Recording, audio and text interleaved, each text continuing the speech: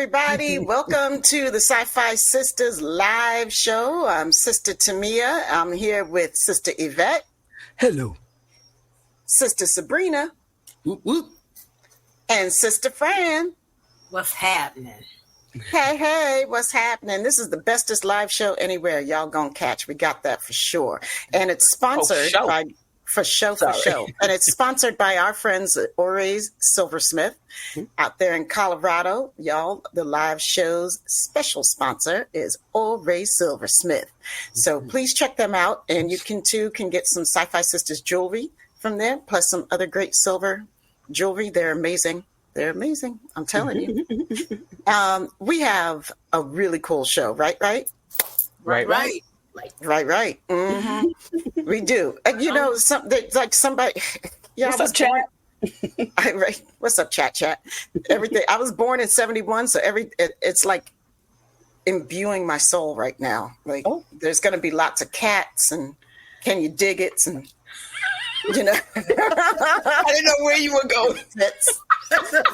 There's a lot going on right now. Like the 70s have taken over inside my soul, I think. I don't know what's going on. So we have a really special guest. Y'all know him as our favorite Vulcan, our first Black Vulcan. But this man is a Renaissance man who is so much more than a Vulcan. You know, he's an astronomer. He's a musician. He's a writer. He's a director. He's a phenomenal actor. Emmy award-winning director. That's right. Emmy award-winning director. Don't forget that. You know, and he's a hell of an activist. And we're really, really grateful that he's on the show tonight. It's Mr. Tim Russ, everybody. Say hi. Hello. Yay! Welcome to the show. Thank you. Thank you for having me. It's my pleasure. We are like, somebody said, Cassandra said, goat. You got that right. The chat is going off. Oh, yeah. We're so excited that you're here with us. I mean, first of all, I feel like you're somebody that we sisters have wanted to talk to for a long, long time. We're such huge admirers of yours. Both on the screen and off the screen. You're a man who, walks the shit that he talks, and we love that about you. Mr. Vulcan, stop. That is the funniest thing. Go on the internet.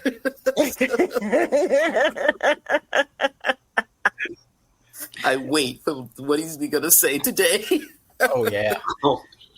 Yes. Well, the forum, as it were, is only this century, that we're able to literally communicate with anyone on planet Earth in an instant. And that's pretty remarkable. That if anything will change society or civilization, it is certainly that. The impact is immeasurable. To be able to communicate, to reach out, to share your opinions, your work, your whatever it is you're doing, your information with anyone and everyone who has the internet it's just crazy. Yeah. I mean, and you get it out. You can get it on your cell phones. You don't have to even be on the internet. You can get it on your cell phones, and anything that happens, 2.5 minutes later, everybody knows about it. So this kind of sharing information is just, to me, if you stop and think about it, it is the most amazing and powerful and earth-shattering sort of thing that we could ever dream of. And we're just getting started with it. It has places to go. So yeah, that's for sure.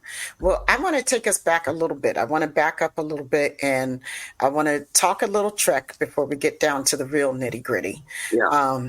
And that's a great song, by the way. You guys go look it up and put it on as your soundtrack for this show. Let's the real nitty-gritty. To the real nitty-gritty. Okay, we can't afford that. That was all I was saying. That was all I was saying. That was it. I'm telling everybody, go look it up. Anyway, I'm going to skip most of the normal Trek stuff, okay? We're just going to talk to you. Were a black alien, damn it. And we loved that. You were a black Vulcan. First of all, I love the Vulcans. And I was like, thank God we have a black Vulcan, somebody representing logic and thinking and order. When you got that role, I mean, were you thinking about the blackness of it at the time too, or how it fits into the context? No, not really. What I was concerned with was making sure, because the character had already been established in the lore. What I was concerned with is making sure that the portrayal of that character was accurate, and that the fans would accept that character, me playing that character correctly. I wanted to make sure that the Vulcan is represented as they would expect him to be represented, not coming on there and messing it up or mangling or doing something different that wasn't believable with someone that's already been established. So if that was a brand new character that nobody ever heard of, well, then I could do whatever I want and work with the writers and create this type of role. But this was a character that had already been established, so I had to get that character right. First of all, for the producers, so I didn't get fired, and second of all, for the fans, so that they would appreciate me, and with that, be able to more than likely see past the fact that he was African American. And people still asked me about it. They were scratching their head or whatever on occasion. Who were supposed fans, and I was like, really, dude, are you a fan? I mean, do you know the concept of the show? Infinite diversity and infinite combinations. That's exactly what DNA is, and what I said. Have you seen everybody? The people who live on Earth, do they all look the same? No, they don't. So why would they look the same on any other planet? Makes no sense. Right. So, if you were a true Trek devotee, you would know that was the case. So yeah, that's my first responsibility, was to get the character right.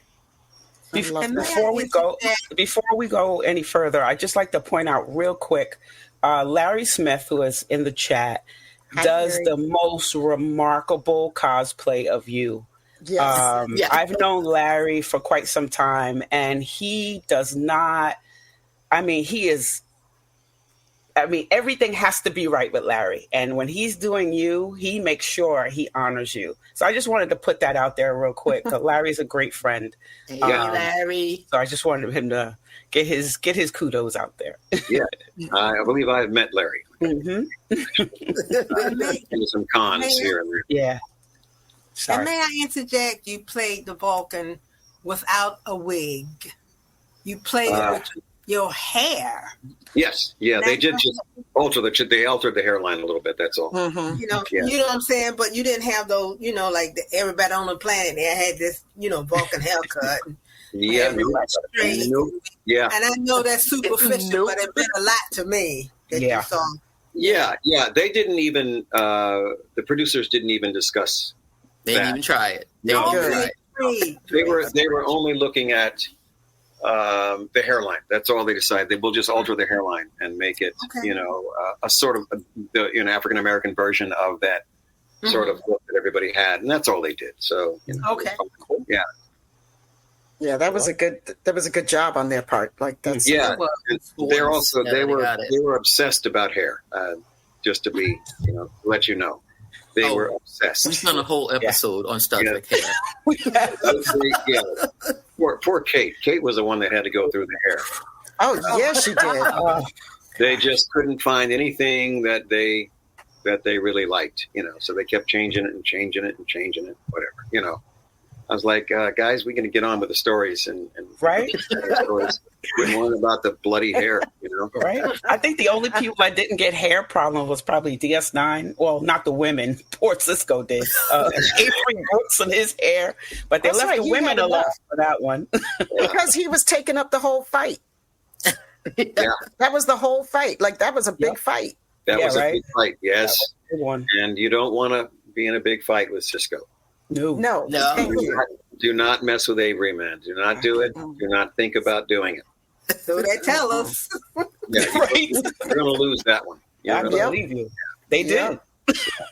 Yep. They really did. So I know that you're pretty much like a lifelong Trekkie, right? You've been a Trekkie since you were young. Well, the it's a misnomer that I was a Trekkie. What happened is that I watched, the shows. I tell everybody, we only had 3 channels back then. That's right. That's right. Since like me, I can tell you as much about Trek as I can. Gilligan's Island, I Love Lucy, and Andy of Mayberry. I've seen them 100 million times. That's all they did was run reruns, and we watched them. There was nothing else to do. There was no VHS, no cable, no nothing. So, yes, I watched a lot of episodes over and over and over. And you can include the Twilight Zone. Let's not forget that. Yay! Every single one of them, I can tell you everything about those episodes and those shows as much as I can, Trek. That's all it comes down to. Okay. I have to admit that the stories for Trek, as everyone who has watched the show and loves it, were phenomenal stories. They were very cool stories, and Roddenberry set out to tell stories. That has been the theme and this concept of Trek ever since it came out, including Voyager. We're telling stories.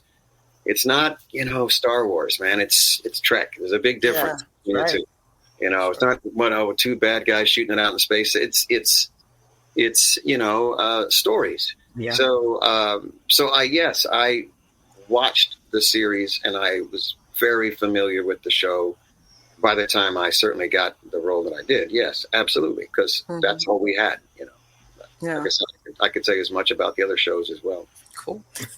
I was wondering if, like, because of all the different places that you lived while you were growing up, if that gave you any type of affinity with the Star Trek philosophy and with IDIC, because it seemed, at least from on paper, what it says, it seems like you grew up in extremely diverse places, like circumstances are like all the time, like you were moving a lot.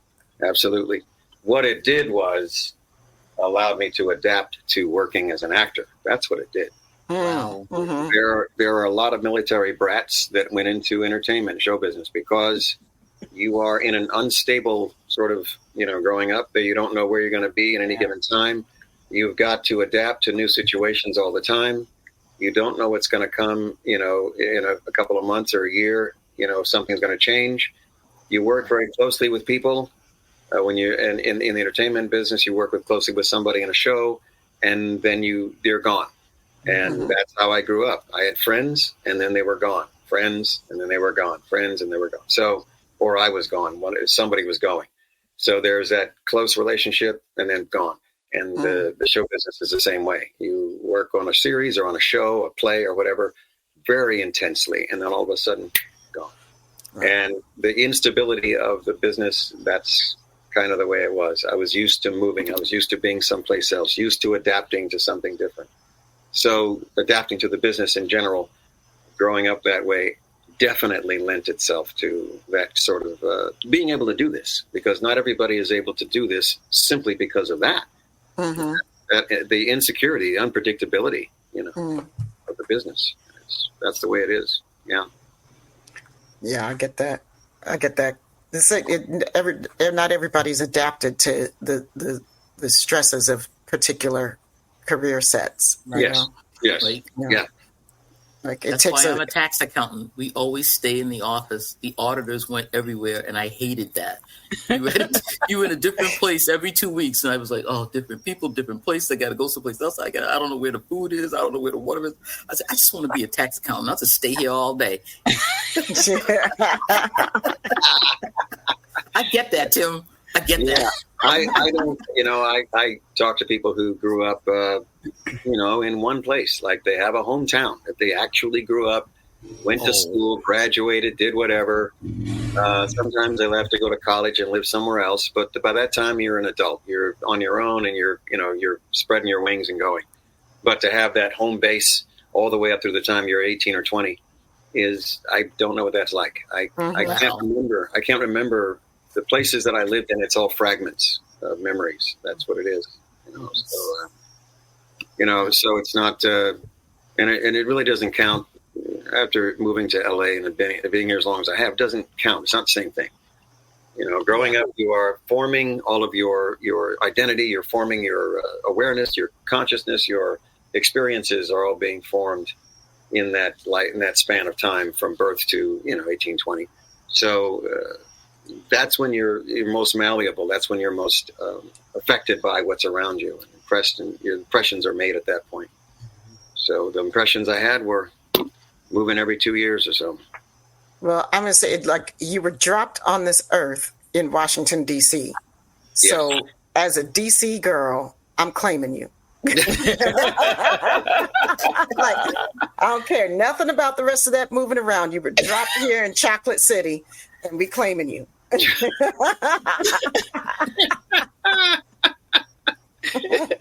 Will do. Thank you very much. That's it. Mm-hmm. Okay, so I'm going to ask you about a different fandom, but before I get to that, I wanted to ask you about the films that you made, Star Trek of Gods and Men, yes. and Renegades, Star Trek Renegades. Mm-hmm. Why did yes, that's right, DC is in the house. Why did you want to? Why was it important to do those films for you? Those were work that came my way. Both of those projects were a phone call. Random phone call in the afternoon. Producer said, we've got a project we're working on. We'd like you to be involved with it. And in both cases, wait a minute. So the first one, at least Gods and Men, there was no script written when he contacted me. Wow. So we sort of worked together on a basic outline for a story, and then he hired a couple of writers to write it. And then Renegades, I think, was almost the same. I think he had started writing Renegades when they asked me to come out and do it. He did that. I was just contacted and asked to shoot it and to be in it. Cool. And so because they had enough money to roll on both of those projects, so at least I had the resources to work with that would be decent enough to carry it off. Because science fiction is, man, it's expensive and it's really logistically difficult to do. So you've got to have the resources to do it right. And they had enough of the resources to make it happen, especially in Renegades. And we pulled it together. And it's directing gigs. Both of those were directing gigs. And I need to have those credits. I need the footage. I need all that stuff to have as part of my record. So people call me about projects. The only ones that have not happened are the ones that didn't happen. Because the producers couldn't put it together, or because the scripts were so bad that I told them it's not shootable. Right. You've got to fix them and whatever, and then they either did or didn't chose not to do so. But in these cases, the scripts were good enough to go ahead and put together, and so were the resources. So those were, if they came to me and said we want to shoot a project that looks like Baywatch, sign me up. I'm ready to go. It's a gig, and it was going to be a fairly decent challenge because it was science fiction, so you can have some fun with that, and some creative opportunities. And they had the funding, and they could pay, and all that good stuff. It's a gig, man. Acting work, directing work, music work, whatever comes, it's work. Yeah, I'm here. If I was in Pennsylvania, I'd have been working in the coal mines or doing something else. In Detroit, working at the car factory. No, here, that's the job. That's the gig. Wow. They're all gigs, flat out. And I've shot all kinds of stuff, all kinds of genres. But it depends on when they happen and when they come. And I'll take them. If the script's good, I'll shoot it. So that was, and I knew the producer. I'd known him from before then. So we worked together on some stuff before that. Cool. I said, yeah, sure, absolutely. Sign me up, man. So how did the ElfQuest audio movie come about? ElfQuest audio, wait a minute. Wasn't that a game? Wasn't that a video game or no? Was it a film feature? I thought it was Tanya, tell me if I'm wrong, Tanya. I thought it was the audio movie. Voice work. I thought it was an audio movie. Wow. Okay. Well, there you go. It was that gig. First of all, they don't ever give me the title of the project when I work on it. They don't. It's a cover title. It's something they made up so that nobody knows what it is. It's like being in the CIA in this business anymore. It's NDAs and fake names and whatever. It's like, oh my God, whatever. I'm not going to tell anybody that. So they give me. And they also don't tell you when it's released. They don't send you anything. Wow. They don't give you anything. So half the time, I don't even know what it is or where it is till somebody comes up to me and says, "Oh, you're great and such and such." And I don't even know what the project was because at the time it was a different name than what it is when it comes out. So the voiceover stuff. There was only one. I don't remember what I did in ElfQuest. I couldn't tell you right now. There's a lot of people telling you in the chat right now. They're telling you. It's Sun Toucher. Yes, all the ElfQuest fans Sun out there. Toucher. Oh, yes. Okay. It's coming back to me. It's coming back to me. Sun Toucher. Okay, now. Audio book series, they say. Yeah. We also do a ElfQuest podcast. So we have a lot of ElfQuest fans in the audience. They came here for Sun Toucher. Did they have any artwork? Was there any art for that kid? Did they ever show that character, what he looked like? Mm-hmm. Yes. Amazing. Yes. Fierce. I was in Horizon. A video game? I think it's a video game. Something Horizon. I mean, that just recently came out like last year or something like that. And I know that I did the voices for that, and I didn't know what the character looked like when I did the recording of the voice. And I saw the character, and I realized, oh, my God, that's totally the wrong voice.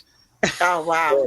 For what this character looked like. And by that time, it was way too late. So now I'm trying to, if I get one of these gigs, I have to try to get – usually they're pretty good about it. They have at least a sketch of what it looks like because it's early on in the process. Those things take 2 years to finish. So I now at least try to get an idea what the character looks like so that I can match my voice to it. Otherwise, man, I saw that thing and I was like, it was very successful. People talked about it. They loved it. I just personally didn't like the voice match for what that character looked like. So again, I don't have all the information from these gigs, They'll tell me what they like. They'll tell me what they want. And then I just do it. And sometimes nowadays I'm trying to get an idea what this character looks like so I can really match, the animation when they put it together. Yeah. Otherwise it looks silly. So the ElfQuest, yes, I remember the name Sun Toucher. I do remember. Sun Toucher was Shen-Shen's father? He was a spiritual. I think he's a spiritual. I think he's their spiritual leader. He was a spiritual leader. He was like a shaman. Is that right? Do I have that right? Right. Let's go to the comments first. Come on, chat. I can hear you in the chat. All of a sudden, y'all got. All of a sudden, the chat is quiet. Like, come on, the man is asking you a direct question. Where y'all at? They silent. Lita's dad and Shen-Shen. Oh my God! See, he was blind. There it is. No. Yes, he could sense things even though he could not see. So he was spiritual. He had guidance. Okay, I know which. Oh, this is good. I know which one. That's what it is. That's what it was. Yeah, I remember now. Wait, I just started ElfQuest 2 weeks ago. So yeah. He would. I know. We just popped ElfQuest onto you like all out of the blue and everything. If I go on my own IMDb page, I don't recognize half the stuff that's on there. So it's a movie. It's actually a movie? No, it was audio. It was an audio drama. Audio drama. So it's just an audio drama. Yes. All right. Okay. Yeah. So it's just voices, but it's ElfQuest has been around, I think, for like 40 years, right? Yeah, since the 70s. 40 years. Yeah. It was the first independent comic, first successful independent comic, and it's been around for a long, long time. And they have fans that are just as dedicated as Trek fans and just as intricate and just as knowledgeable. 1978, Nicole's telling me, 46 years, Tanya says. 46. So is it, it was out... I mean, Marvel and DC have been out longer, right? Marvel and DC have been out longer. Yeah. So this came later, but this was in that genre. Yeah. It was turned down, right, guys? Right, ElfQuest fans out there, Wolfpack. It was turned down, Wolf Riders. Like Marvel and DC both like turned him down, and then Wendy and Richard Pini started producing it on their own, and it became an instant like cult hit, and then they've been doing it themselves since then. So 46 years ago? What was how did it come out? Was it a book? Was it a comic? Was it a graphic novel? Comic, and graphic novels. Yep. Okay, all right. It was originally comics. Now they have been bound into volumes, and I've spent money getting the entire big volume, so I can read all these comics. Wow, I'm totally into it now. I had no idea about any of that. And crazy. Richard and Wendy are both huge Star Trek fans. Yes. Which is I know Wendy at least was at the very first Star Trek convention, and they continued to go to many conventions throughout the years. So there's a lot of thematic play that when you start reading ElfQuest, it's similar questions that are coming up, very Star Trek-y questions. There's a lot of kinship. Yeah, it's interesting because the genres are they're very different genres. Yes. Yeah, they're not they're science fiction or sci-fantasy. Is it sci-fantasy or is it fantasy? What is that? Sci-fantasy or fantasy? I think it's fantasy. It's fantasy. Yeah, it's just fantasy. Okay. But it's storytelling. It's great storytelling. That's what it is. That's what holds it together. And you gotta have the storytelling, man. It's very important. You gotta have a good story. Pure and simple. Right. 46 years, you got to have a good story. Right. You got to write something. If you can a story that's 46 years old and you could still hook me. Yeah. Wow. That's remarkable. And you were in it. Yes. I was in it. Yeah. I had to be reminded of the details, but yes, I was in it. But it just shows you, the work, no matter if it is just a job, you do good work. No matter what it is, you're still putting, that's why we love you. It might just be a job, but we know when you do a job, you're doing the job. Oh, yeah. Yeah. I mean, once you get the job and you have the gig and you have the obligation to get it, you got to get it right. You can't half-ass it. You got to get it the way it should be, and do it right. Absolutely. And as far as that, to this day, and even what is it? I spent almost all of last month. We were in Vegas. I was in Kansas City. I was in England. I was in Detroit, Lansing, Michigan, at cons for 4 weeks in a row. I was traveling, and I had even then I had the same thing happen. From my perspective, it's work. From my perspective, it's a job. From my perspective, I memorize a bunch of dialogue. I go to the set, I hit my mark, say my lines, and get it right, and then go home. And I don't think about anything after that. And the craziness is, and we all get some of it in some form, what it happens when it appears all put together in a story on that box, on that screen, you're transformed into something else. You're transformed, you're elevated, you're exaggerated. Whatever it is you have is completely, people have told me, and I know countless times, that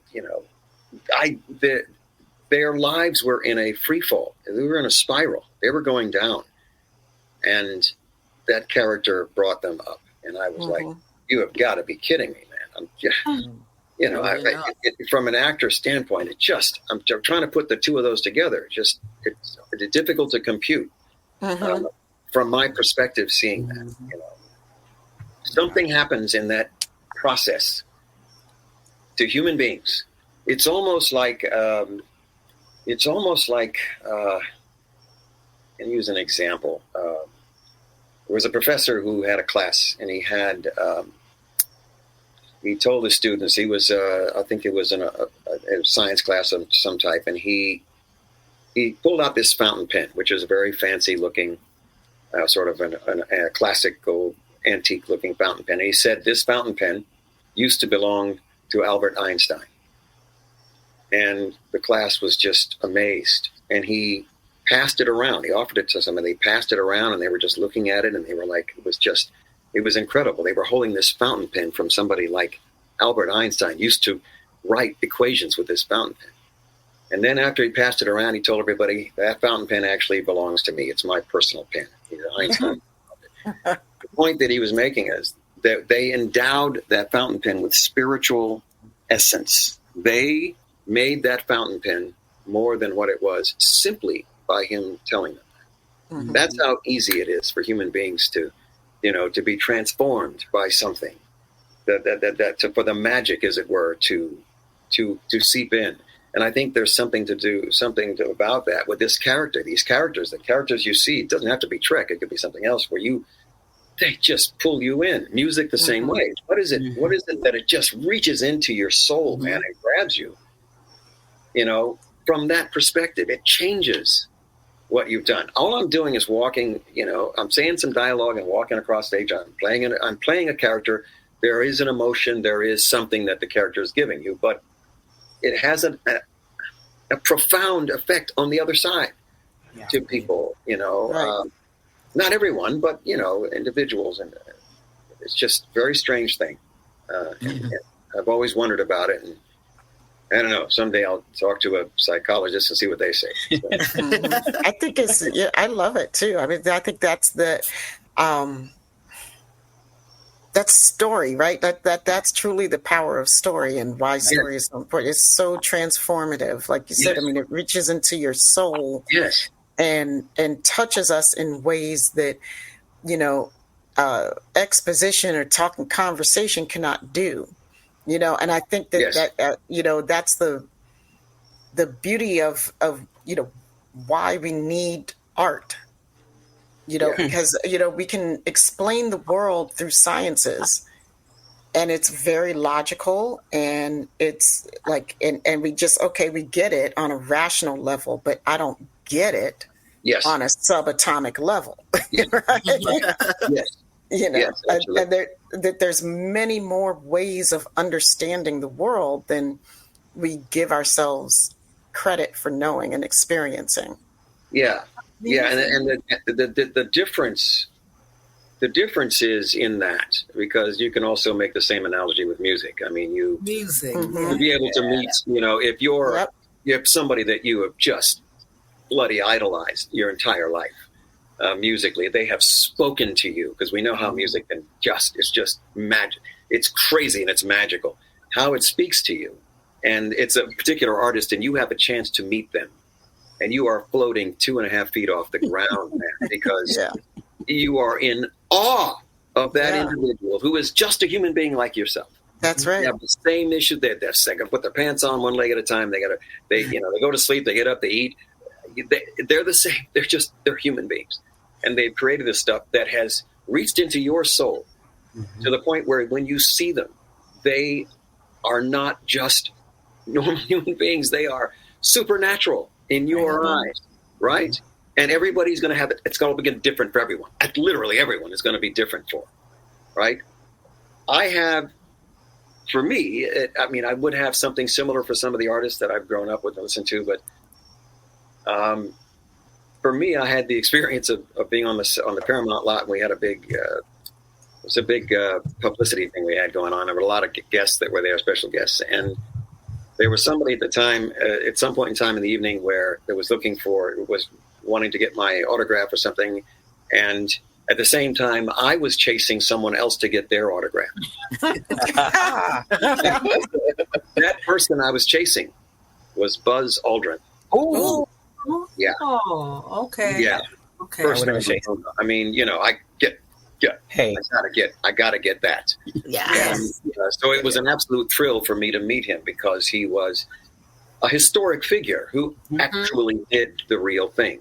Mm-hmm. So again, I'm perceiving him as much more than just the guy sitting next to me at the table. So there is that thing. It transforms our perception of people and how we see them in terms of what they have done and what they've accomplished and how that reaches out to you.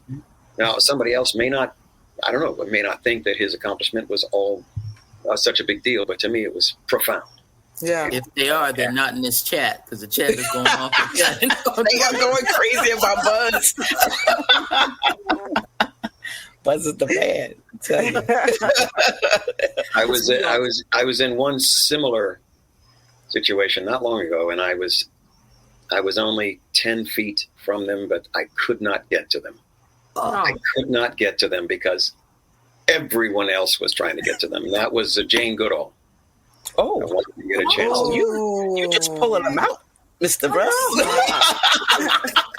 I 10 feet, man. I was on my way, and I couldn't get to them, and then the moment went by, and I missed them. That was it. Wow. Yeah. Speaking of music, I told a friend of mine the other day, she was talking about service and the talk shows and stuff. I'm like, you know what? When I'm in my car, I don't want to hear no talk shows. I don't want to hear no news. It is I just want music. Yes. Music. I don't want all that other stuff. You know? My playlist, not the radio. Right. Oh, yeah.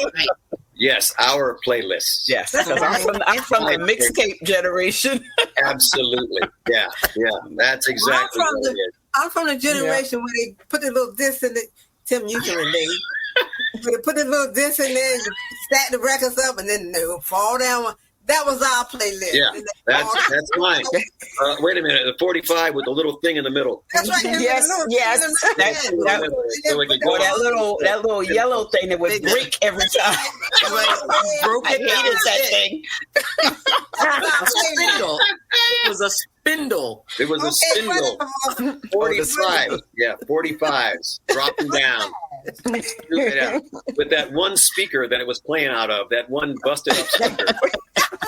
That you had turned up all the way. So it was distorting. Yeah, but it was so cool. Yeah, you're right, Tanya. Unless it's the Sci-Fi Sisters podcast. That's right. Thank you, Tanya. Then make sure that's what you listen to first. Then turn on the music. Then go find your spindle. Right. Play whatever you want. Playlist together. Because I thought I was something. Talking about technology, I thought I was something with my little transistor radio and that one thing sticking in my ear, and I'm walking down the street dancing because I had music in my ear. One ear. That's right. I had my cassette player. Yeah, put that cassette in there, that tape. Yeah. That's right. Yeah.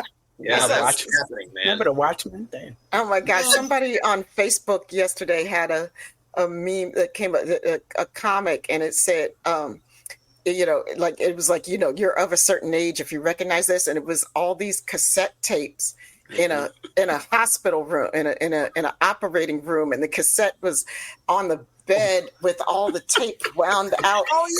And the doctor goes, pencil. That's right. That's right. I love that. Yeah, you had to wind them back up. Man alive. Oh, my goodness. Oh, brother. Yeah, because I mean that's how you know something is powerful. Like we are sitting there trying to mend the medium, fix the medium on which we're hearing it. Like we spent how many hours did y'all spend winding a tape back, or God forbid if it had gotten twisted. Oh, that crease. That damn crease. Yeah, so the song would warble. Yeah, every time it went by that one spot. Yeah. But that's what we had it going on. That's what it was. Was what it was. And in terms of the tech, Chad is going crazy. I try to explain to the youngin. I try to explain to them that I grew up, and most of us grew up where the tech would hit a plateau and it's going to level off, and nothing changed for a long time. You had TV, you had a radio, you had a cassette player, records. How many years? Oh, he froze. He froze a little. Black and white television, and it was, we had it for a long time, and color TV and a long. And now the tech just goes straight up like this, and there's no stopping it. It's never going to plateau. It's never going to stop. And that, again, is revolutionary when it comes to how we function in our society. This is craziness, man. It's madness. All you're doing is chasing this tech ghost. You're chasing this creature that's always 2 feet in front of you, 2 steps ahead of you, trying to keep up with it, man. If you go, what is it on the airplane? We used to get a book of tickets and to buy 3 or 4 or 5, 6 tickets. You used to give you paper tickets, and there'd be 4 or 5 or 6 of them. And each time every step you went, somebody would take a layer of that ticket off. And now you can't go to a concert without having your cell phone with the QR code thingy on it, the scanner thing. You're not gonna be able to do anything if you are not able to keep up with whatever the tech of the day is. Right. The simplest things are going to be out of your reach, beyond your reach. Absolutely. Brilliant book about that was written in, I can't remember the year of the book. I read it in the 90s by Werner Vinge, classic sci-fi author, called The Rainbow's End. If anybody out there has read it, let me know. But these are the questions that they're asking. The man is basically frozen. He's got cancer or something. His family freezes him, and then he wakes up 60 years later, 70 years later, and it's about how much technology has passed him by. There's been this singularity. There's been this where we are now. AI is happening. It's a thing. The whole world is transformed by it. Kids are in school. He's looking at his grandkids that he doesn't know yet, and he's where are your books and your backpack as you're walking to school? And they're like, Dad, we have a tablet. And he's like, how do you learn anything? And they where's the library? Don't you guys know how to research? And the whole thing is how are people learning at this point? They're not learning to I remember when I had to do reports and I had to go look up who are the Keystone Cops? Who are you had to go to the library, pull out an encyclopedia or several books, read some stuff right down there. It was all about the questions that you're asking to find the answer. That's how they were getting graded. Who could ask it's a brilliant, brilliant book. It's called The Rainbow's End, and I highly, highly recommend it. But these are the questions that they're talking about, they're looking at. That we are at this point that, like you said, you can't put the genie back in the bottle. It is never. Things these kids, it's normal for them to have everything change every day. They're having, they don't even recognize how mind-boggling these advances are because they happen so continually. They just assume this is the way the world is. You know what it is, and it is for them. Yeah, this is normal, and we're looking at this today, and I told my daughter, I said, by the time your kids are grown up, your learning may be intravenous. It may be plug you in, and you get all the knowledge that everything's done like a computer. They just upload it to your brain, and we're out of here. That is going to happen eventually. It's I don't know how long down the line, but that's going to happen eventually. There won't be reading data, whatever, none of that stuff. I told her, I said, your kid's going to look at you and say, you used to hold a cell phone? You used to actually push the buttons? You used to, right? Really? You had a cell phone? Yeah, you had a cell phone. You had an actual thing that you held, exactly. You had a laptop? You had a computer? Yeah.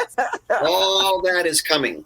Every last bit of it is coming. Yeah. It ain't going to work any better, I can tell you that. No. It's still going to be screwed up, Definitely. The Matrix Matrix Okay, so let me wrangle this back a little bit, and because we do have important stuff that we want to talk to you about before. I mean, other important stuff. I mean, not that before we have to let you go. And then one of those constancies, I hope that we will have in the future is voting, right? Mm-hmm. We have. I feel like for the first time in my life, I feel uncertain about this being an actual right of mine, right? Like I grew up my whole 53 years believing that this is my right. And then we had this orange guy for president. And then we have these horrible people who are not really Republicans, but whatever, like usurping our rights at every step, repealing laws, bringing back Jim Crow laws, as much as they possibly can. And I realized that my future is uncertain. I don't take for granted anymore the right to vote. Yeah. What is remarkable, and I've posted it a number of times, I think in the past, that is that our the founding fathers, be they flawed or not in terms of, what their lifestyles were at the time. And I know many of them owned slaves, et cetera, but they put the Constitution together, a democratic platform to operate this country, because the country was under a monarchy before that.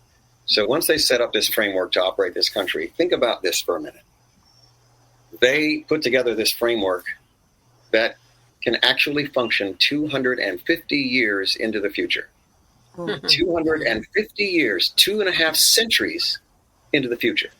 If you drop them in the middle of Times Square today, their heads would explode. Their heads would explode. They wouldn't know what to do. They wouldn't know which way to turn. They wouldn't know anything about anything. Take that and now put together the Constitution that is supposed to govern a country 250 years from today. Can you imagine trying to do that? Given what would society be like 2.5 centuries from now, given the trajectory we were on, and including the entire globe? Yeah. They still managed to put this process. This process still works today. Still works, yeah. And it is now today being tested by an individual. And I'll say this: I think that you're only going to see something like this the same way in which the waves on a beach come into shore. Small, small, small, small. Oh my God, there's a big one. Mm-hmm. Small, small, small, small. Oh my God, there's a big one. Trump is a wave. He's a big wave. And you're not going to see that wave for a while. There's not going to be anybody like him for a long time. I can tell you that. He'll be gone and whatever. That's it. There'll be people who want to be, people who try to be, whatever. Nobody's going to be like that freak. He's a freak of nature. Yeah. He is a mutant. He is a freak of nature. He is the most extraordinarily worst human being on this earth. And he got elected as president. That's right. That's a freak. All of that is freak, mutant, crazy. And it's a one-time thing. There will be parties, there will be movements, there will be activists, there will be whatever down the line. But I think once we're past this transition, which I think we will be, that's going to go away. And I think they're going to fragment. They're going to do something else. There is no stopping. There is no stopping us. There is no stopping the movement that we are in. There is no stopping the attitude. The young people ain't going to put up with it. They're not going to. They don't have to. They have no point of reference to her. They're just going forward. Yep. They are part of a global community. They're in touch, what was I saying earlier, with the entire world. Yep. We're in touch with everybody all at the same time. They are growing up with people who are gay, who are trans. What does that mean to them? Absolutely nothing. Absolutely. They don't have all of that nonsense to worry about. These folks following Trump, man, they ain't going to be around that long. They're going to be gone, man. That's it. And they're not going to be able to convert all these people. That movement is as much as it is, which is basically, it's caste. The movie Origin talks about caste. It's a caste system in our country, which is unique. The United States is not that old, only 250 years old. Mm-hmm. We're babes in the woods. So our test, we had one before, we've got another one now. Mm-hmm. And we'll get over this hump, and I think it'll be fine. The Democrats finally did something that was unprecedented. Finally got the unprecedented. Finally. And we shook the hell out of them. And so now we have the upper hand. Yeah. And I definitely believe that the odds are in our favor, and that we're going to make it through. It just, the people in charge need to do what they're supposed to do. That to me is the most important thing. People who are in charge. It sure shit ain't me. I'm not in charge. Right. We're not making decisions, man. Nope. We're not, doing this. The DOJ, the Congress, they got to do the things that need to be done. Yep. You can see it as plain as the nose on your face right in front of you. You've got to make the efforts. You got to do the thing. I'll give you an example. The voting situation in Georgia. Oof. Absolute, utter nonsense. That is absolute insanity. Where is the DOJ? Where's the DOJ? Where is the Justice Department? Thank you. That has a civil rights division. They have a civil rights division. Where are they? Why are they not challenging any of the laws or any of the threats that election officials are talking about making, denying certification? Where are they? Mm-hmm. They should be right here on somebody's microphone, because it's got to be on a microphone and a camera. That's right. Got to be on a microphone and a camera, right there, saying to anybody who's thinking about any shenanigans, we will be on your ass. Mm-hmm. Yep. Okay? Mm-hmm. If you even think about it. And that will shut all that shit down. It'll shut down. Next day, there'll be crickets. But never going to happen. Those people need to step forward. They have the power and the authority and the responsibility to say, you cannot do this. My God, we've had elections since we've had elections. Yes. And we've never had any problems with the elections since we've had elections. Up until this ass in one election, has to turn the entire thing upside down. It's just madness, man. Yeah. And somebody has to take responsibility, the activists and ourselves and whatever we can bark and scream and holler. Somebody has to do that fucking job, man. That's not me. It's not my job. Right. It's not our job. It's their job to do the goddamn job, man. And pull the plug on all this nonsense. This is nonsense. Yeah. It really is.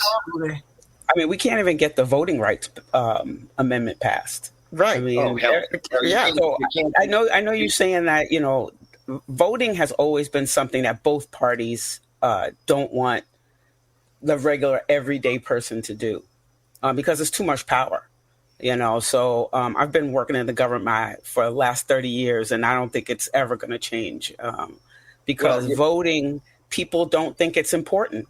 And I think that's why we have to, like us, people who people listen to once a week, have to keep saying you got to go out there and vote, because that is the only power you really have. Unfortunately, electoral college is. Well, getting people to vote is one thing. Yeah. But suppressing the right to vote, that's another. But people have been suppressing the right to vote forever. I mean, it's not new. It's not new. But I think, we have not had this kind of issue before. I mean, I grew up going to the polls. I voted, and it was never a problem. Just 10 years ago, 14 years ago, 15 years ago, there was not. The voter suppression laws blew up after 2020 because Trump gave them an excuse, a reason to come up with laws based on obviously nothing but fabricated nonsense. But they gave them the impetus and the motivation to come up with these laws. We didn't have those kinds of restricted laws in my lifetime that I was growing up. We never had those issues. Getting people to vote, that's an entirely different, beast. But to actually come out and pass laws that say you cannot do XXX, which takes away people's ability to get to the polls and to vote, to take away the polling places, to take away the ballot boxes, to take away the early voting, to take away all that stuff, to kick you off the voter rolls arbitrarily, just for whatever reason we can make up. That kind of stuff was not in existence before 2020. It was not there. The Voting Rights Act, all you need is a Democratic House and Senate and a president. And people have to understand you need a Democratic House and Senate. You can't do it without a Democratic. You have to vote the whole ballot. Yeah. Yes. Those local elections are extremely important. Voting for governor is probably the most important thing you could ever do. Because if you don't have the right governor, that's the way the country goes. That's it. And state legislatures as well. Yes. Yeah. These people will vote for a Democratic governor and then vote a Republican state legislature. What are you doing? And then what's going on in your school, in your schooling for your, school board. Like, school board. How did that happen? Like, how did that? Like, get on that school board. Oh, yeah. Get on that school board. I mean, one of the things that I would like to encourage people to do as well, is that, find a way to get active in your local community. Not everybody is made for politics, and not even on the local level. But if you are, and if you have a mouth that likes to run, if you care about your neighborhood, like say that it is your school board, say you do have issues like, oh my God, they're trying to ban books in my kid's school.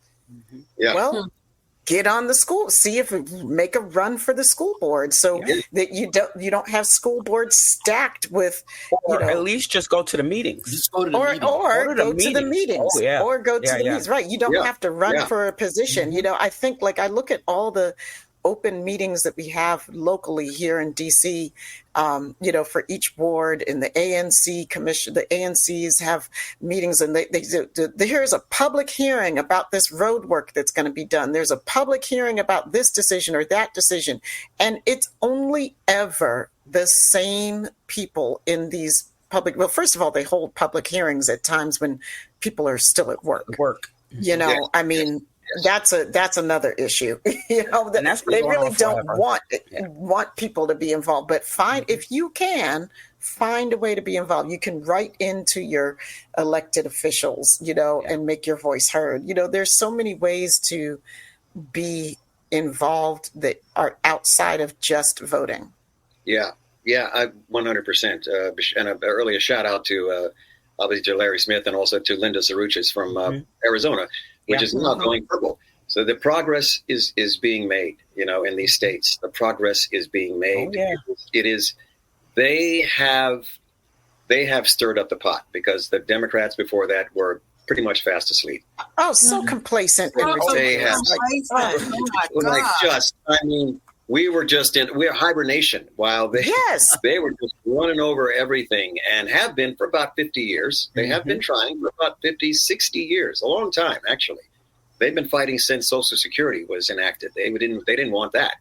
They have been at it because, as they like to accuse us of having, the deep state, the real deep state that exists are those people who have all of the money. Those people have all the money, have all of the leverage, right? They have bought the judges, which have given them even more leverage, right? With Citizens United. They buy the congressmen, the senators, they buy everything. They have access. They get their phone calls answered in real time. Okay? You and I ain't getting no phone calls. No, forget it. I don't care who you're calling. You ain't going to get them on the phone. They'll get somebody on the phone. They can go to the $100,000 a plate dinners. Everybody else cannot. And they can sit there and they can say, Senator, Congressman, this is what I need. This is what I want. It has nothing to do with you. It only has to do with them. It's a handful of people. That is the deep state. Those are the people who are manipulating literally everything.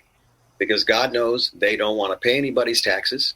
They don't give a rat's ass about about you and grandma and your parents and your brother and your sister and your disabled kid and whatever you got going on, your rent, your bills, your groceries. They don't care about any of that shit. They don't cook their food. Somebody goes and buys it for them. Somebody cooks it for them. Somebody cleans it up for them. They don't go to your airport and sit around waiting for Southwest. They got their own airport with their own jet and then their own helicopter. They ain't sitting in traffic. They don't deal with any of this shit. It doesn't matter to them who the president is because they're billionaires. They have everything. What the fuck do they care? They pay an entire corporation to do their taxes. That's right. So they don't need it. So the rest of us that run the goddamn planet, everybody else, man, the worker bees, they're the ones who need it. And until that shift is made and the priority becomes the worker bees and not the 12 people that got everything, then that's just that's the hurdle we have to come over. That's literally what's happening. They own the media companies. They own Fox. They own Sinclair. They own 800 radio stations across the country. Not supposed to, but they do. Right. And they are the ones that put out, what is it? It's not what is it? What's his name used to say that used to be in charge of one of the big media companies? It's not the messenger, it's the message. That's what he used to say. It's not about the messenger, it's about the message. They have all of the outlets for their message, which is against the government, so that they can get rid of the government. The government's a thorn in their side. They don't want the regulations. They don't want to pay the taxes. And that is the mountain. That's the top. That's the thing that we're pushing up against.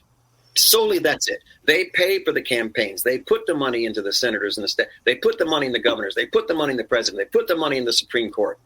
They put the money to all those places to get what they want. And they've been trying for 50 years. And now they finally got there. So now is the time that we're awake. We have to move back on that. And I'm not running for Congress. I am not running. No goddamn way am I putting my hat in that ring. You as smart as you look. That's right. That's right. Don't do it. That's madness. That job. I tell you, we've got we got one shot here, folks. And this equivocating about Kamala did this, is that. I don't want to hear. I couldn't care less. Let me tell you how much I could care. I could care less. Okay. Yes. We have a choice. This is not one of those let me split hairs thing. There are huge gulfs of differences between these two people and the agendas that they are proposing. One wants to subjugate my black ass and every poor other motherfucker out here. Period. Right. End of discussion. Right. The other one wants to lift us up. It's a really simple choice. There is no middle ground. I don't care what you say. I'm all for y'all to vote, but I'm saying if you want to see me alive after the election and people not actively hunting my ass when I drive into Virginia, then you need to vote for Kamala Harris. Okay, period. End of discussion. The discussion. There's no such thing with those two, the lesser of the two evils. There is no comparison. Not even close. Not even close. And women. Punch them in their throat. Wow. For God's sakes, the ladies, man, have been crucified by this party. Crucified nationwide. They have a target on you that I understand why it is and where it's coming from. I understand. I get it. They want to go back to the 1950s crowd. I understand. Wow. I get that. But it's really, to me, the same way that we keep seeing, some African Americans or Latinos or whatever, and women voting for Trump, which is fucking mind-boggling. Saw my brother up on the news the other day talking about he was going to vote for Trump. I think to me, I put it the best way. Sometimes there's house Negroes and sometimes there's slave Negroes. Yes, as Frangela said, they're making biscuits. They're biscuit makers. Look, at the end of the day, some of them are being paid. They're propagandists and they're being paid. Candace Owens and a few others. I get that. We understand that. But there's others. I mean, Robinson out of North Carolina. I don't know. I don't know. Yeah, I don't even understand that one. What planet this dude is on? I just don't get it. He has got to be getting a check.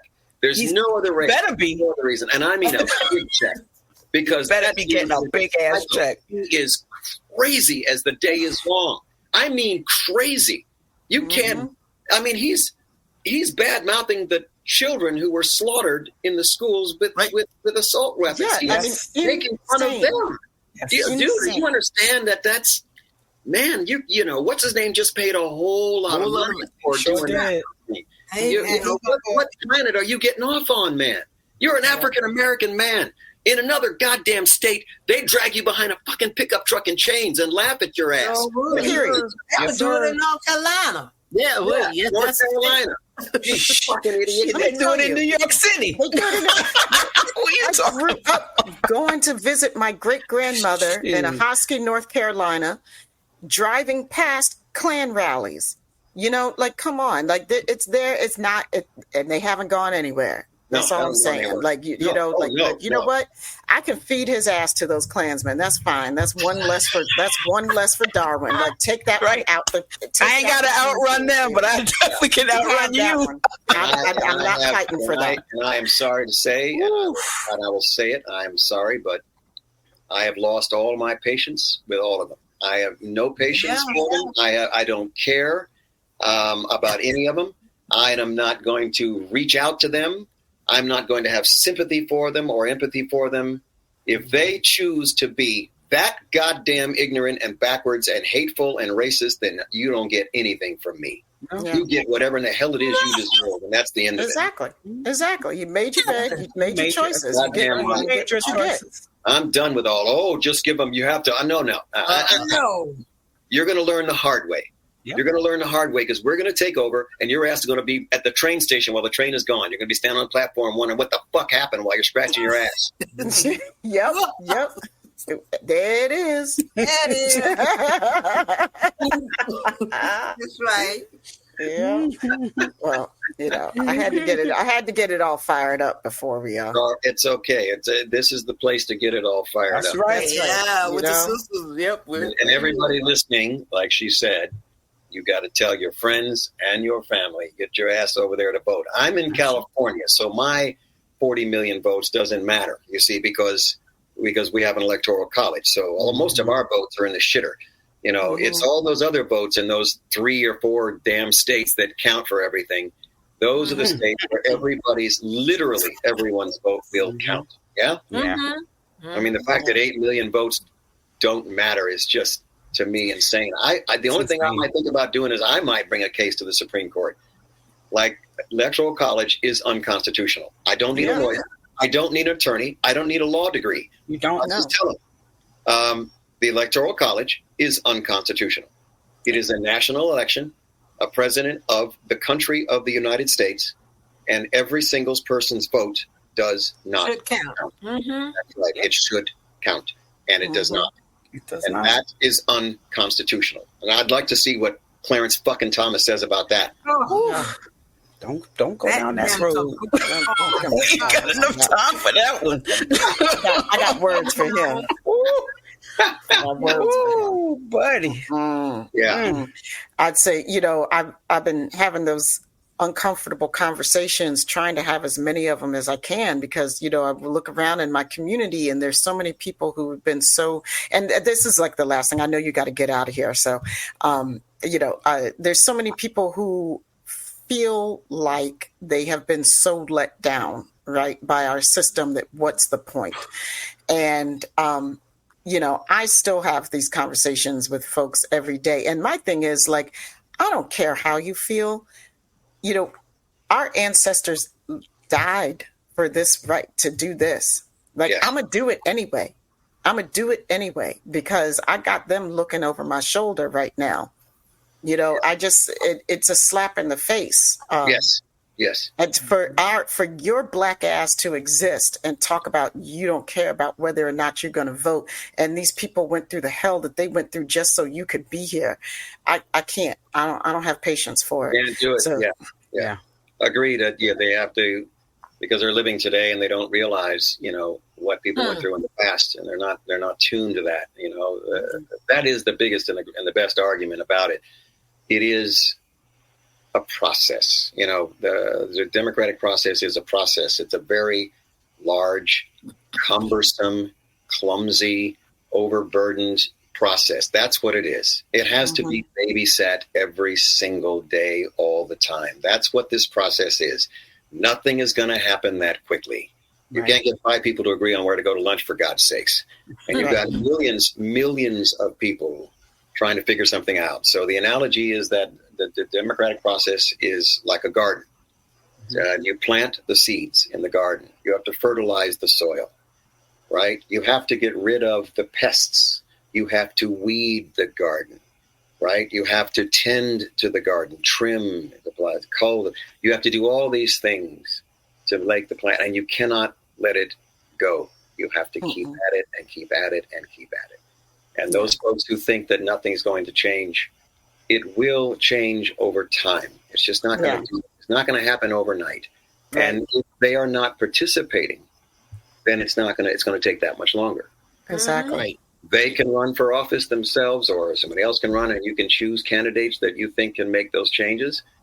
And eventually those changes will take place. It is simply not going to happen overnight. Nothing in this size of this country, with global economies and politics going on at the same time. This is all, it's a big beast, man. It's 300 million people that all want to do something bloody different. Good luck with all of that. It's going to take some effort to get on people on board, and they have to be motivated to do so. I don't know what else to tell them, to get them to go out and do it. But I can understand that they're frustrated, and but it's today in 2024. Right now, it's better than it was in the 1950s and 60s, man. That's right. There's that. We are represented on the media. Right. We are represented on the media.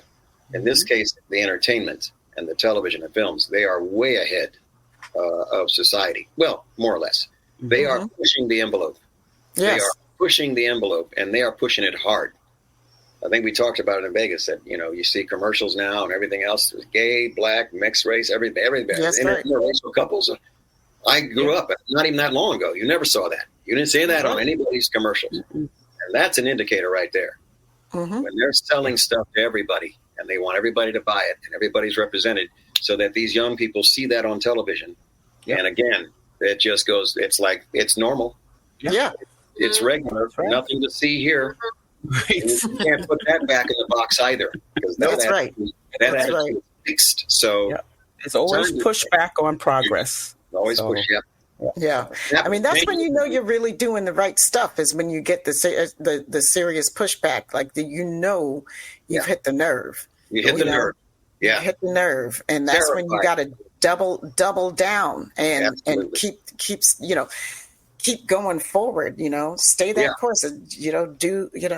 John Lewis said, get in that good trouble, baby. Get in that good trouble. Extended families, mixed families, single mothers, everything is represented now. So, and everybody and normalized. That's the key. Normalized, and that is that is the key. And that's what moves us ultimately forward. And it's just a matter of time that we will, I'd say, politically evolve. We may, if we're really lucky in our lifetimes, get a chance to see the Electoral College abolished, if we're lucky. Hope so. You've got to put the people in power to make those decisions. The people in power are the ones that can make it happen. It's Congress, basically, and a president to sign it.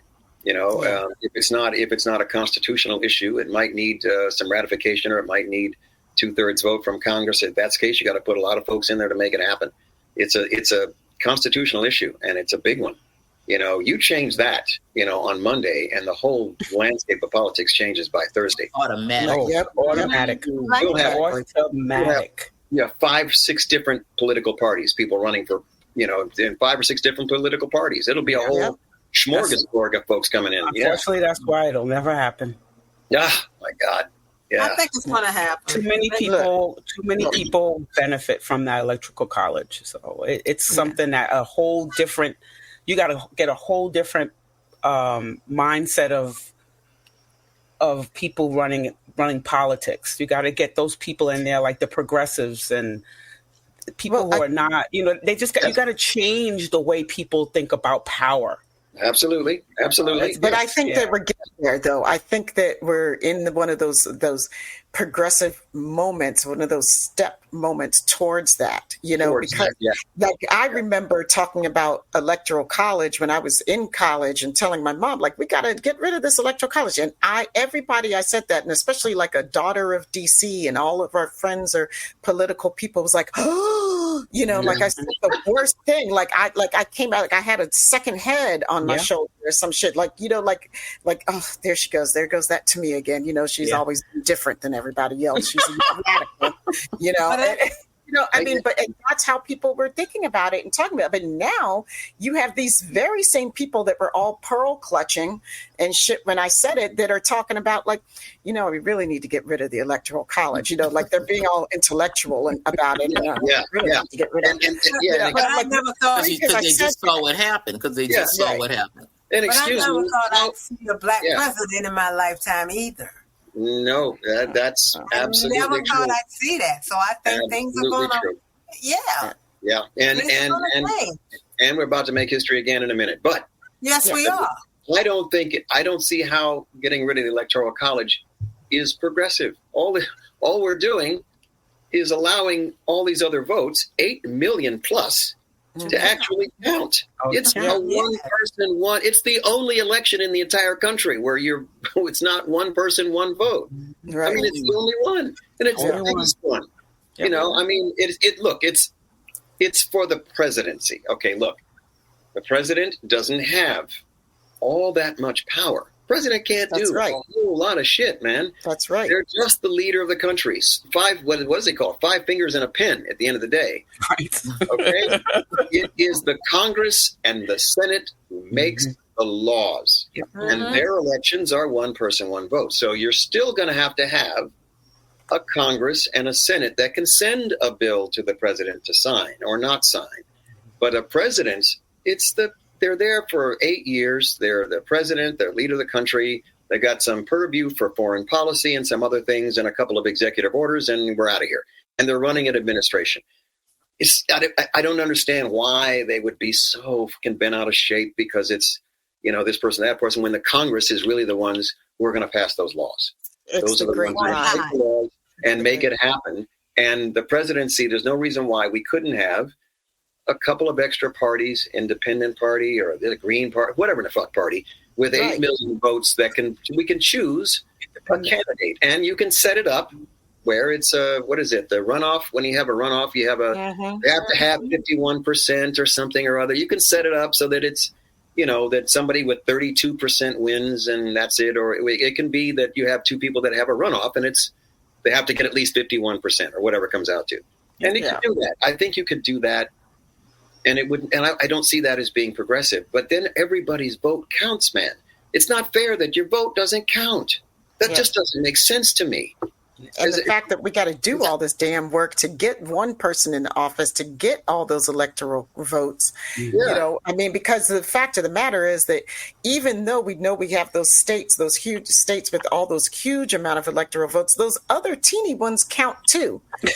Like those little bits of electoral college votes, they add up and count too. So we really do have to do the work for everybody to vote. Yeah. We really cannot fuck around with it and be don't know. Like every single one of us has to vote. Even in DC, that has like one electoral damn vote, we got to vote.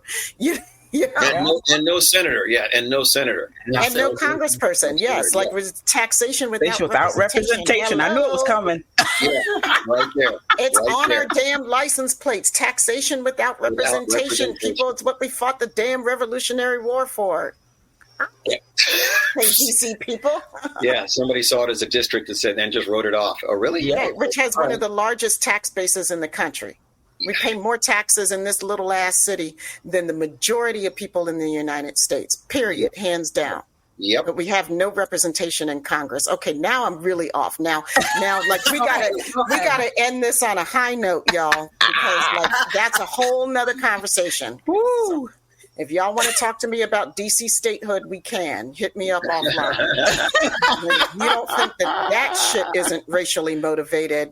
I got another thing for you. Because I tell you, the first time when we get a white mayor in this city, guess who's going to get statehood? I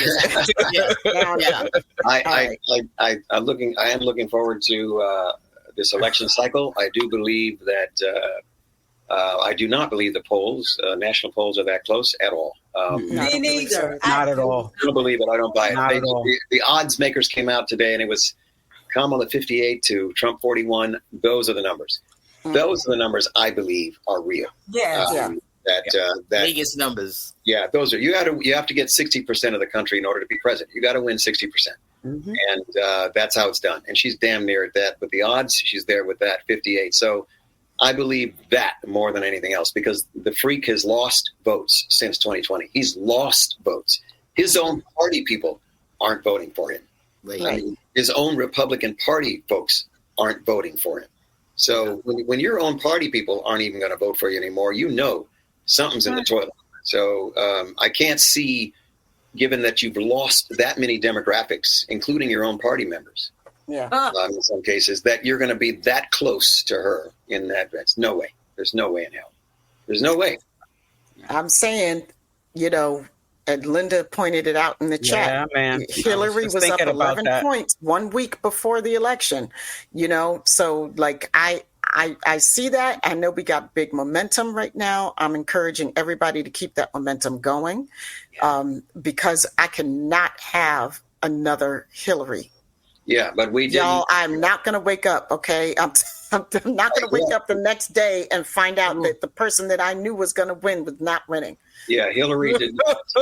Hillary still didn't have the momentum that this lady has. No. She also didn't have Comey coming out 10 days before the election talking about her email. Right. That violating the Hatch Act that he never had to, nobody ever pressed him on the Hatch Act. He violated, literally broke the law. Not a single word, not a peep, not a hearing, not a nothing, for violating a federal law, the Hatch Act. So, she didn't have, Kamala, that's not going to happen. Hillary had that to deal with. She also had the Russians hacking the DNC. And it's always, they're always trying to break into the DNC. What is up with that shit? It's always, I know, right? These fuckers they just cannot do anything, on a level playing field. They have to jerk it around and screw it around. So once they hack that, the Republicans give them everything.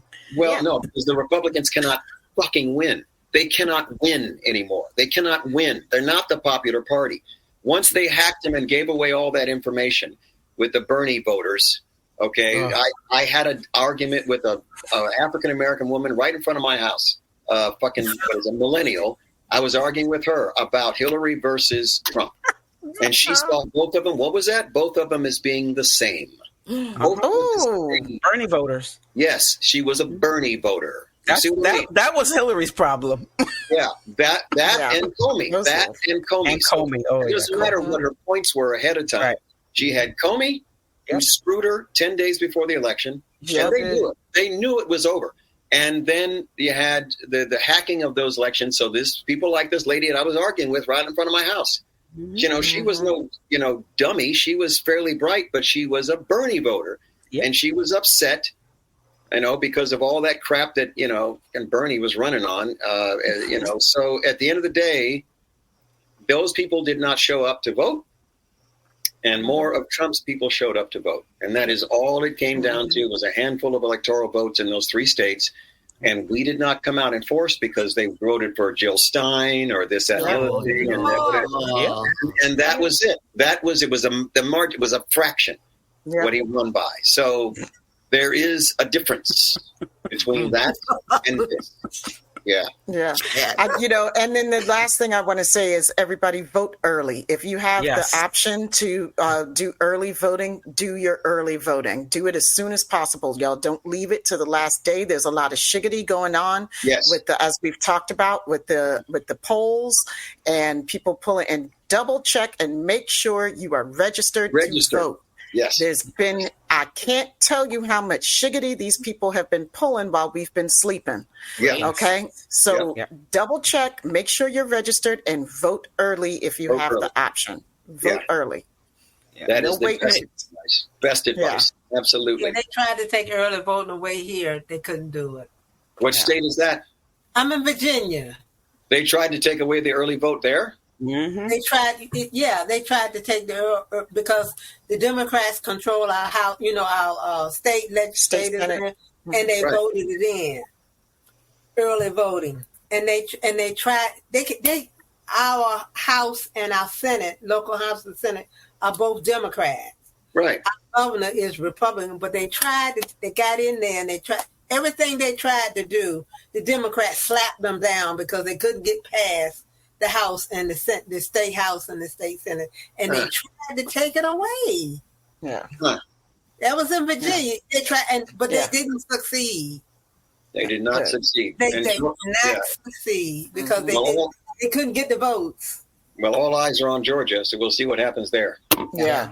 That place is like that's bananas down there, man. I don't know. That's off the chart with the craziness going on down there. So, and I got the lawsuits that have been filed against them, so we'll see what happens.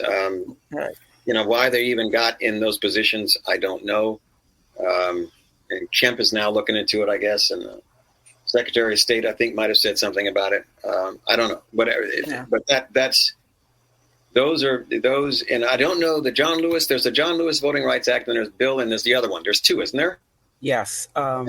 Do they have language in there? To me, the language in those bills, quite simply, and I mean 2 sentences, needs to be that no law in any state, in any county or any state, anywhere in the country can be passed that hinders anyone's ability to vote. Period. That's all that line needs to be in those bills. You cannot pass a law that makes it more difficult or hinders anyone's ability to vote. Simple as that. Because all this shit is that. Right. That's all it is. No more voter suppression bullshit that you just made up. No more of that. That needs to be the core of those laws, that you cannot hinder or make it more difficult for anybody. No law can be passed to do it. As a matter of fact, if the law is passed, it needs to be making it easier for people to vote. Right? Yeah. Right. Because that is the one thing they do not want. Nope. They don't want that. Right. They don't want that at all, because they know that, the Democratic vote is big. It's bigger, right. It's growing every day. It's growing. Yeah. We're going to show up. We're going to show up. The women, and y'all know what else? There's a lot of so-called Republican women are going to go in that voting booth and vote for Kamala. They're not telling their husbands, but they're going to do it. They stepped in it. They got it all over their shoes, and they can't get it off. They cannot get it off. They stepped all in it, man, trying to babysit some fraction of their stupid-ass party. They stepped in it. Well, that's how they lost their party anyway, so, they're supposed to be political wizards somewhere in there. Somewhere. They're supposed to be brilliant. They're supposed to be this and that, and you can't look at a simple set of data to tell you which way to go. Yeah. You're going to go upstream like that against all the shit that everybody wants: gay marriage, abortion, all that stuff. That's the other direction, and you're trying to go upstream. So what are they doing? So you're kowtowing to a handful of billionaires and/or the Christian right wing. Thank you very much, and sit your ass on the side of the fucking corner with a dunce cap on, because you're gonna lose with ignorance like that. Stupid. That's it. I cannot wait. You can't wait till election day when we find out that. I can't wait until they choke on Kamala's win. I cannot wait. That's right. That's right. That's what I'm talking about. Man. Choke on it. I want Fox News to be just pissing all over themselves. It's going to be those bars on Fox News with the sound. No, wait a minute. No, they'll be covering. Let's see, they'll be doing a different story. Let's see, it might be gingerbread cookies, neutral gender gingerbread cookies in Scotland, or that was a Tucker Carlson piece while something was happening they didn't want to cover. Wow. And the other one was the sex life of panda bears. I think they were covering that. Oh my God! Those are stories that they ran while there was some shit going on that they didn't like. That was not good for them. Yeah. So they'll be covering some story. They made up some shit that they'll be covering. I don't want to talk about this at all. Oh my God! Oh my God! I love you. Looking forward to it. We're going to be in the street. We're going to be in the street out here. We were in the street in 2020. Oh, you damn skipped it. We were dancing in the streets, man. Dancing in the streets in the middle of the day. It was just glorious. Another song.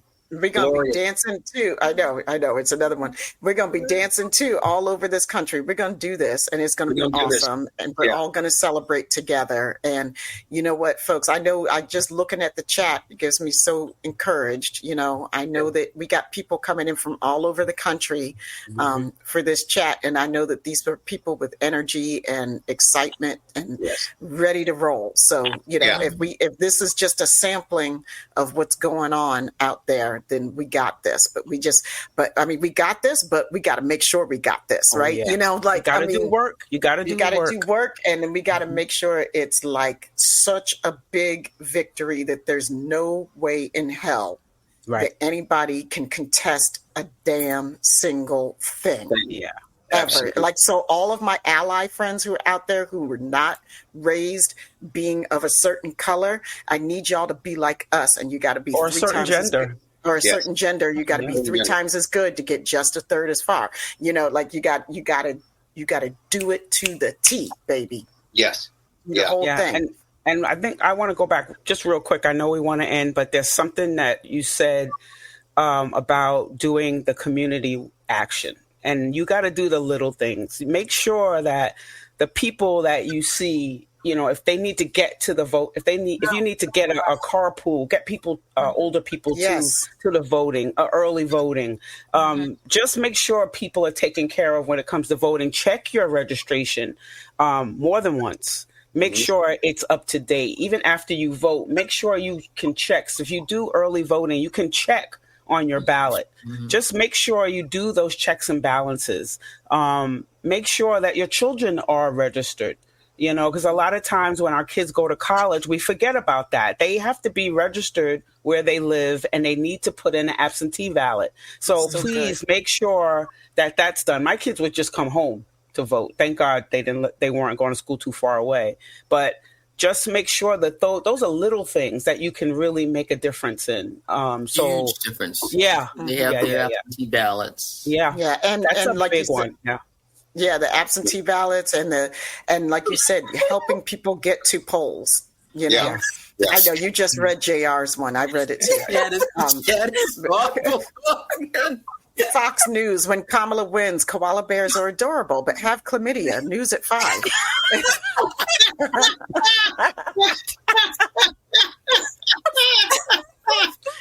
Oh my God! And on that note, that's the way we're gonna end it. We're gonna end it right there.